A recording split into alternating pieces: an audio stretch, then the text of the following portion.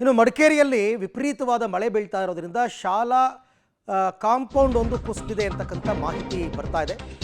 ಕೊಡಗು ಜಿಲ್ಲೆಯಲ್ಲಿ ಮಳೆಯ ಅವಾಂತರ ನಿಲ್ತಾ ಇಲ್ಲ. ಭಾರಿ ಮಳೆಗೆ ಶಾಲಾ ಆವರಣದ ತಡೆಗೋಡೆ ಅಂದರೆ ಕಾಂಪೌಂಡ್ ಕುಸಿತವಾಗಿದೆ. ಸೋಮವಾರಪೇಟೆ ತಾಲೂಕಿನ ಚೌಡ್ಲು ಗ್ರಾಮದಲ್ಲಿ ನಡೆದಿರತಕ್ಕಂತಹ ಘಟನೆ ಇದು. ಕುವೆಂಪು ವಿದ್ಯಾಸಂಸ್ಥೆ ಶಾಲೆಯ ತಡೆಗೋಡೆ ಕುಸಿತವಾಗಿದೆ. ಕೊಡಗು ಜಿಲ್ಲೆಯಲ್ಲಿ ಮಳೆಯ ಅವಾಂತರಗಳು ಒಂದೆರಡಲ್ಲ.